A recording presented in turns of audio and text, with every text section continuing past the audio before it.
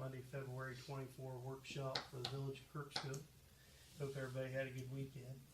Lacey, what you got for us on the agenda? I wanted to talk to everybody about Reservoir 3. I got the proposal for the removal of the Reservoir 3. So I'm going to pass I have whole copies of the entire packet if people want to go through it.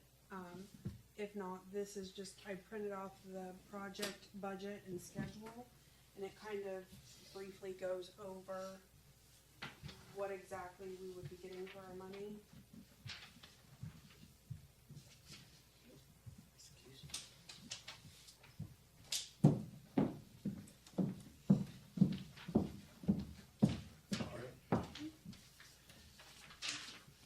Courtney said even for 7:02 he's making. I know. I got a written warning written up for you. When we get another one, that's it. Okay. Put that not five. You want me to start picking you up or what? I had a few meetings now. You probably won't. But in the email, AJ Smith with Varantis is the one that we met out at the reservoir. Tim and I met him out there. Grant was also there. He said, we found it to be most efficient and prudent to start with an initial phase of work that includes a study of the reservoir, features that will factor into the design. The initial phase of work also includes a deeper investigation into funding sources for the village to apply for and utilize for the dam removal. Please review the attached proposal and let us know if you have any questions. So like I said, I have the entire thing, but this kind of breaks down for the 47,000 what they would be doing on this phase of the project. Okay. If we go back and look 5 years ago when we had the Morgan County reservoirs done, we had Tim Lynn do that, and he did all that work. And I was thinking that was pretty comparable on what he had in everything all together. Plus, they included all that in the grant money. Yeah. And Yeah. So Well, and I feel like if they're going to help us, we got look $250,000 for that work out there all together when we finally got it all said and done. So yeah, if they're going to be able to help us find grants, then that's huge right there. and we can pull that out of water if we need to as we do and then once we get the grant, we can either reimburse or have it paid out. So that eliminates having to have the ODNR on down our backs and tell us what we were going to do about changing and fixing the dam. Yeah, and that's, I know That's better too, Ronnie. a lot of residents were unhappy with the prospect of us dewatering, but there's so much that goes into trying to keep it up that the village there's no way we could maintain it. Well, And it's not used as a water source. That's yeah, another thing that I wanted to put out to the residents, that we do not use that as a water source. It's not a possibility for us to use it as a water source anymore. It would just be costing the village a lot of money to try to keep up with the constant demands. And I think that was the misconception there last summer and last fall with the drought situation. People kind of just heard drought and seen drought and then heard dewatering the dam, and why are we going to dewater the dam when we're in a drought? We haven't used that water since 2012, right. and we won't use that water anymore. So I think we're doing the right thing. Sure.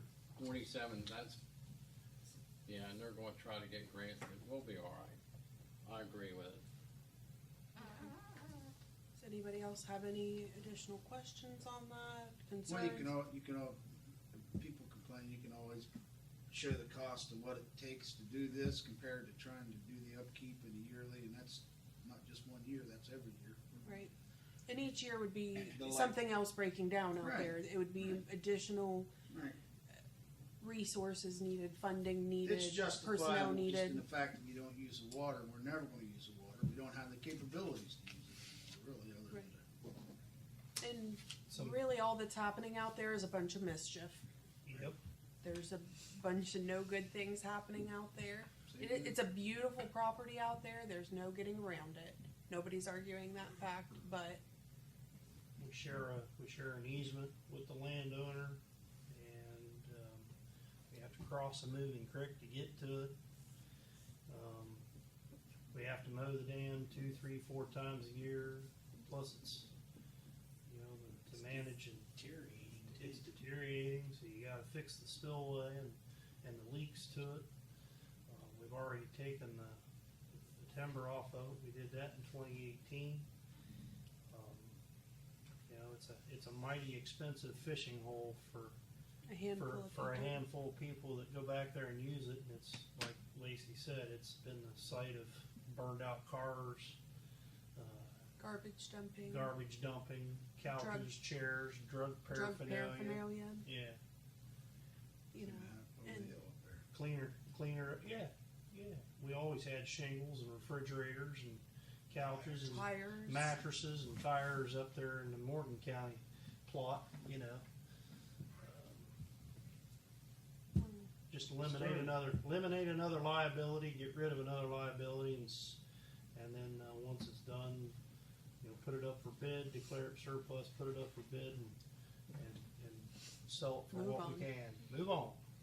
Well, like Courtney and I were talking about, with the money that we got from 1 and 2, that got put into capital projects. So, Right. you know, You can do the whatever same thing with this. occur from this, we could kind of, I don't want to say borrow the money, but essentially, borrow the money from that until we can get it sold and put back in when we sell this one. Yep. So, but I did want to touch on the misconception that our water does not come from there. So No. drought or no drought, our water comes from Burr Oak. So, Burr Oak well fields, doesn't even come from Burr Oak Lake. Let's make that. Is it from the well fields now? Oh yeah, it's been from the well fields. We were on the lake for just a real short period of time, and but when they got the well fields online, that's where we get our water from. We've gotten our water from there for well over 12 years. okay. So, does anybody want a copy of this to look at? We sell it, maybe I can get $100,000. You can't even get your $7. Yeah, you're right. I figure I'll say it before you do.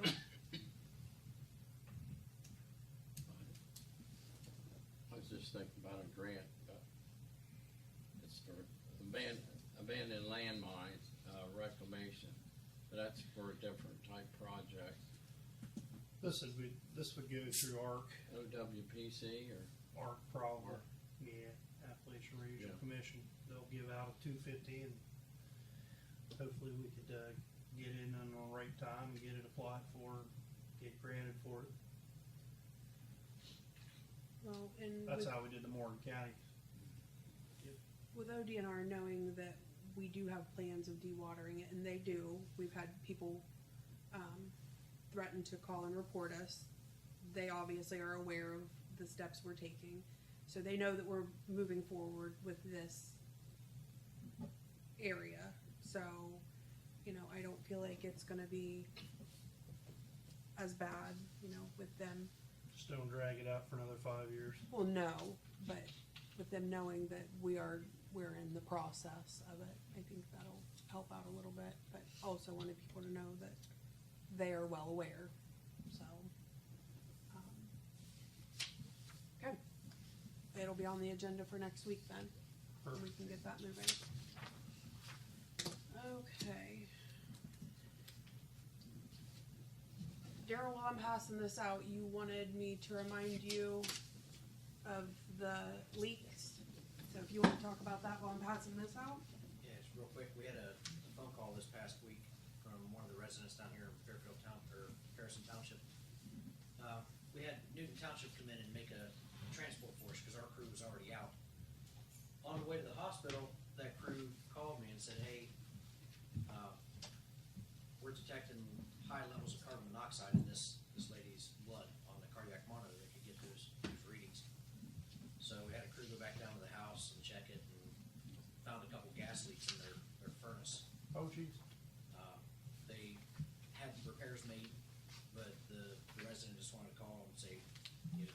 everybody and follow up on it, that it could have turned out a lot worse than what it did. So we don't get a super amount of those nice phone calls, but that's just one I wanted to share. Good. Well, it's too late. Yeah, could have had a much different ending to that story. Sounds like an older furnace. These newer furnaces, when they do that, they just shut off and stop working. Yeah.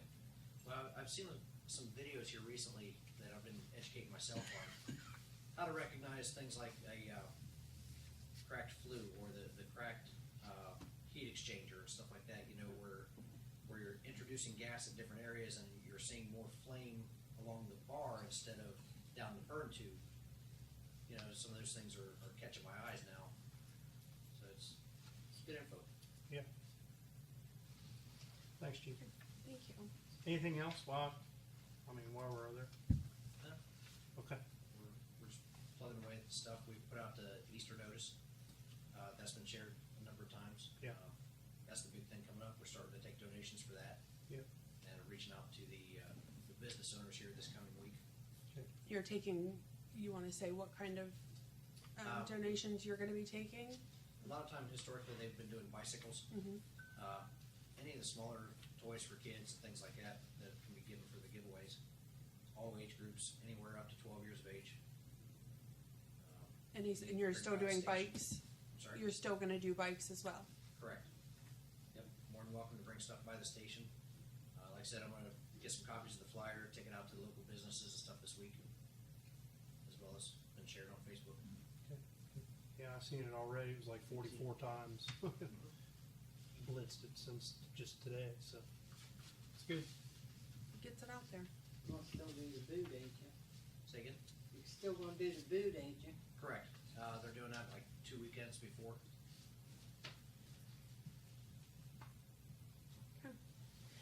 What I've passed out to you is information regarding a door system. The proposal that is on there would be for 15 doors. It would be for 2 here at the administration building, 1 for the police, 4 for the service garage, 2 for Tim's, 2 for the fire department, and 2 for the rec center. You know, when you look at the total, it's a lot, but we're talking about our village building security, and what we have is, we have a lot of different outdated technologies in all of the buildings, including the fire department, which is our newest building. What year was it 20, it was right when you first started, so about a year and a half ago. Our warranty had ended on the building, and they'd had a problem with their doors, and they made the phone call about it, and we were told that it was outdated technology, that there was really basically nothing they could do, and this was per the manufacturer. So, and with that being the newest building that we have, I can only imagine this building, downstairs, the guys' buildings, and Tim's buildings. And the reason I bring this up is we have a lot of equipment. We have the security of our employees as well.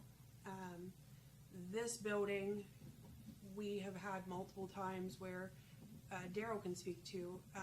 He came in on a weekend, and it's all set up on a computer program, an outdated computer program. Tracy's the only one who has access to it. At the beginning of the year, she sets it. It closes and locks at a certain time. It opens at a certain time. The holidays, it's supposed to be closed. The weekends, it's supposed to be closed. And Daryl came in on the weekend and came right in. Because Tracy's the only one who is able to use that technology, I had to call Tracy in, wait for her to get here. Daryl was good enough to stay here with the building because it just left us open. I know that there have been times where I've been sitting in my office and someone walks this way past my door, and council chamber doors have been left unlocked. That dates back to when Tom was still here. And the new system would all work with one system. So Daryl would still have control over his, and we would have control over this building, Tim's building, the service garage.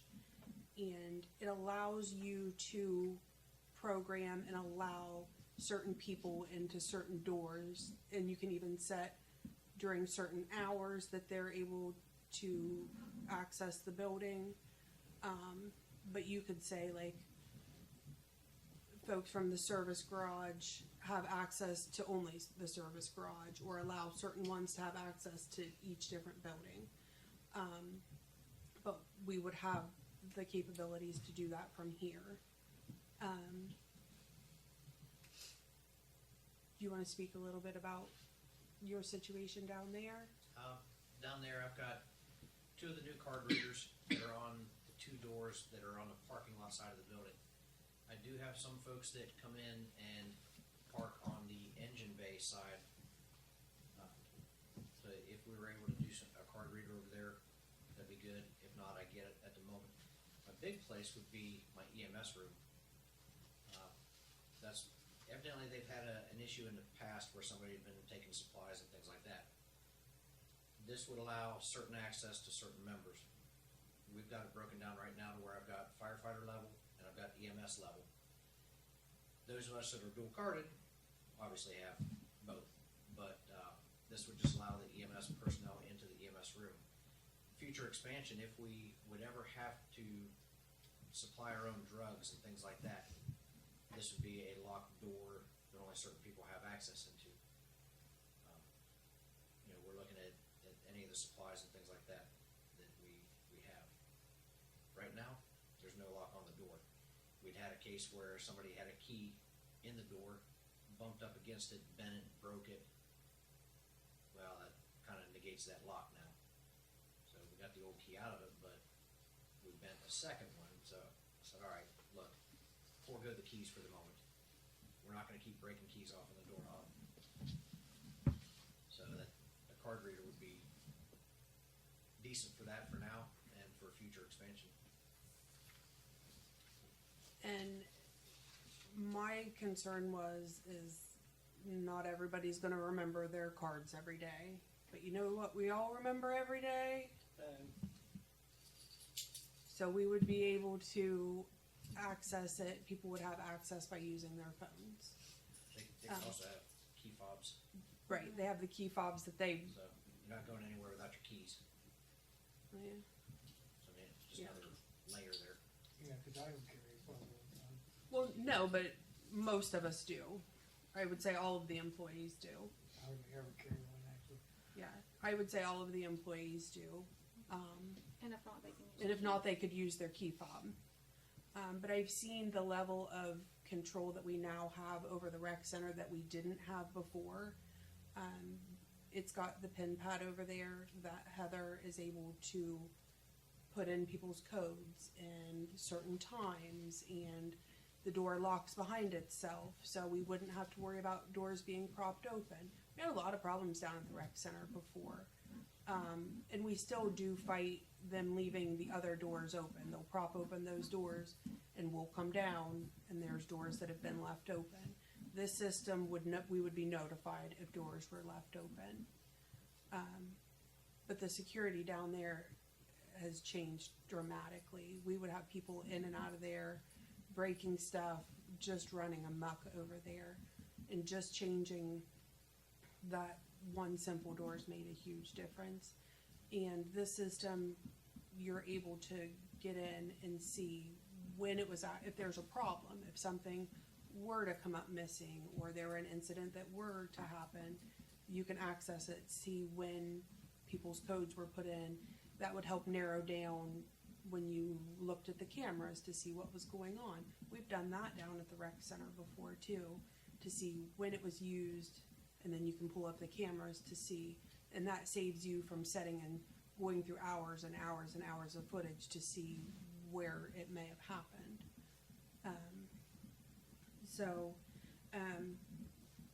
George right now is able, he's potentially the vendor. You can't just buy these doors. We couldn't go on and just buy these doors. But because George has taken the classes and has the licensing, and he did it for Crooksville, for the fire department, but his license ends at the end of the year, or maybe his license ends this year. So if we were going to do it, we would need to do it pretty soon. Otherwise, we'd be paying about 3 times as much.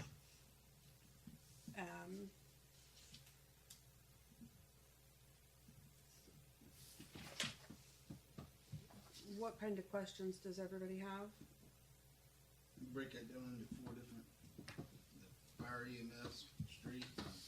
Yeah, there, the last page of this, you'll see where it's broken down. Okay, I didn't know. Yeah, Yeah, I broke it down earlier.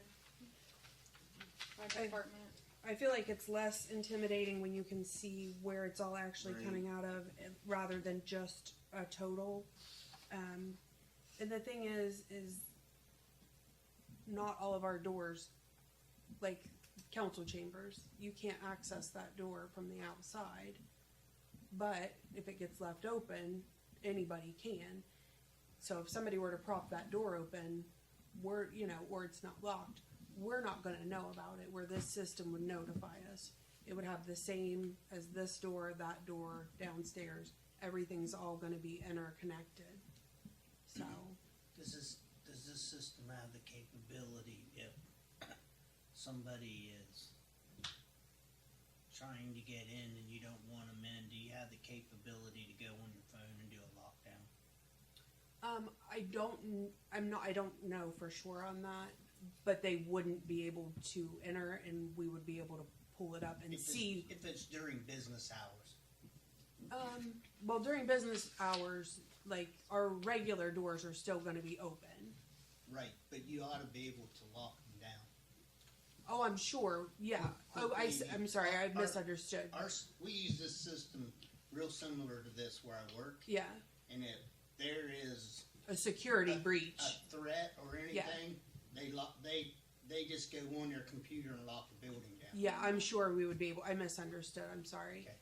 Yeah, I'm sure we would be able to do that and do it for one building or all the buildings. Yes, we have cards, and you can use a card or your phone. Yeah, and I think that's what makes it nice, because like I told George, I might be going from building to downstairs to next door and then back again, and I don't always carry all my keys with me, but I've always got my phone with me, Does and each location have to have internet with Wi-Fi? yeah, we would be Yes. fine with that.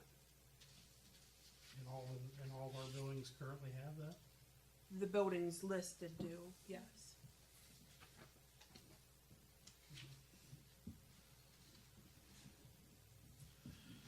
No?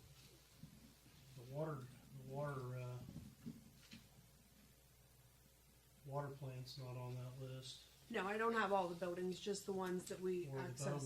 the Belmont building, where if we have a lot of equipment supplies up there. But right now, there are not very many employees that have keys to be able to even utilize those. I mean, Everybody that works for us, right? no. Not everybody that works here has keys to all the buildings.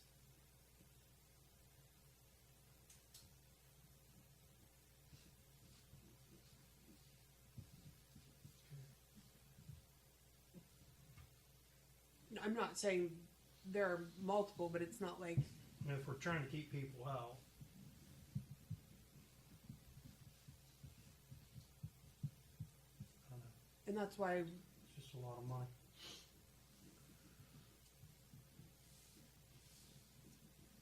and every time we have a new employee, or an employee leaves, more rather, the service garage, we have to have a locksmith come in and change that code, because that's the way that door is set up. So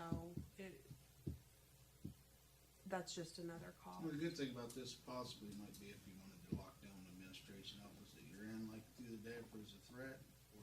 You can now. If Tracy's here, automatically lock. Yeah. if Tracy's not, we don't have access to do any of that. And like I said, it's set to lock on particular days. Tracy's got it set. She knows exactly what she's doing. I have the utmost faith in her. But Daryl comes in on a random weekend and walks right in the building. So there's something, you know, the system is outdated.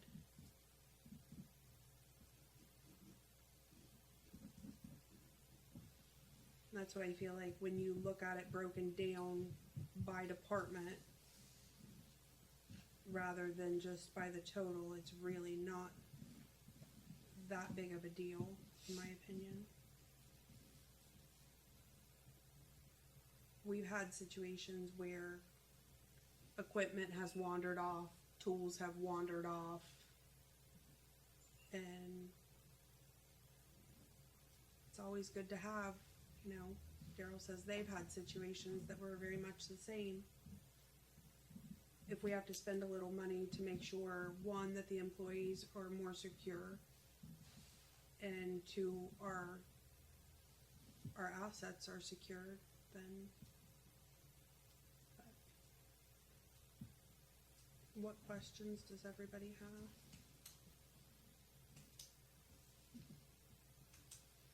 How does the system work? I mean, have you had any problems with it where you work, John? It's pretty reliable, no issues, no. We haven't had no issues with ours. As long as you got power and you got internet, you good to go. Right, and then our doors are set up to where if you don't have power, you can use the key. Yeah, that's what the police door is. Right. You only use the key if you don't have power. And that's the way it is up here. I think one or two of us has a key to this door to where if we don't have power.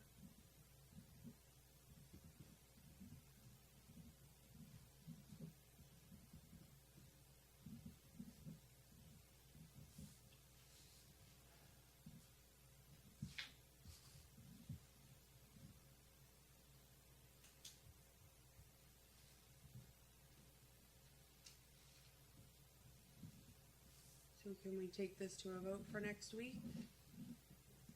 I'm okay with it. Alrighty.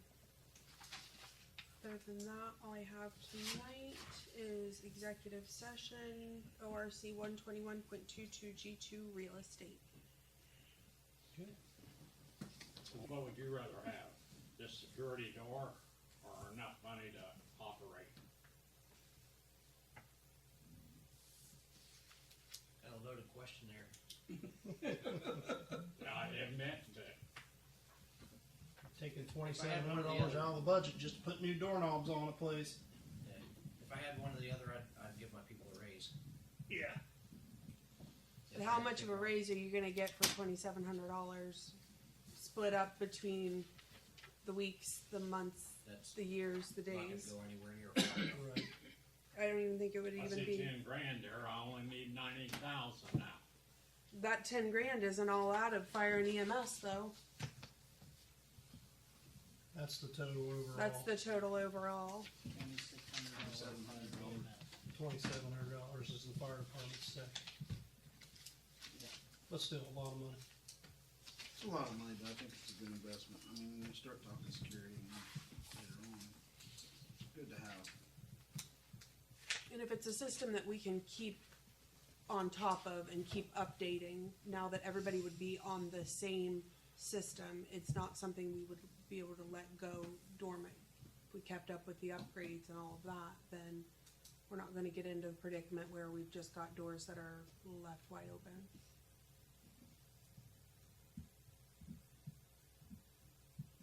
As far as this door out here being left open, it should be the responsibility of the last person in this building going through and making sure the doors are locked.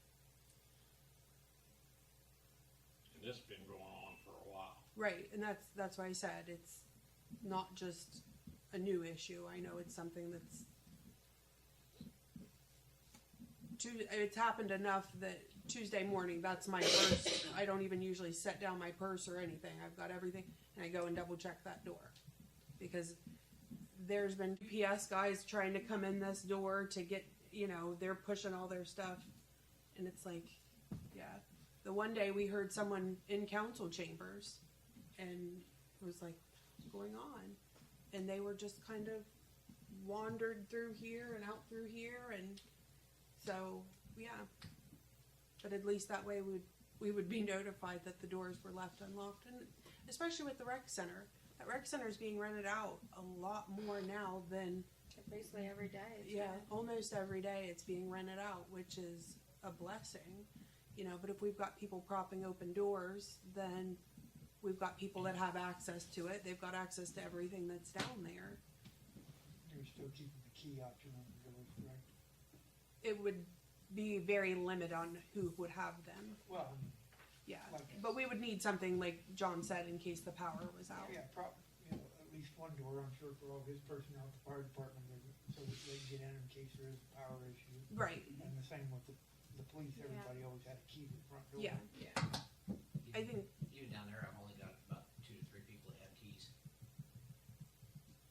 So, I know Courtney and I have it, and I would venture to say Tim Bob's got one for here. you have keys for down there in reserve, I do. so. So. Yeah.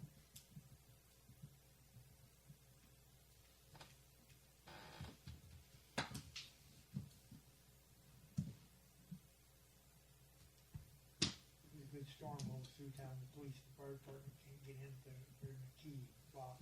Right.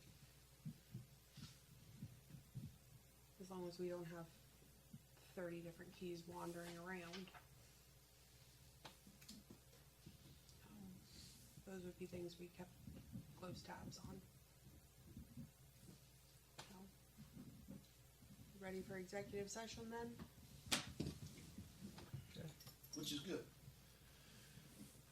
Alright, we're out of executive session. Anything else further to come before council this evening? If not, we'll motion to adjourn. Okay, we're adjourned.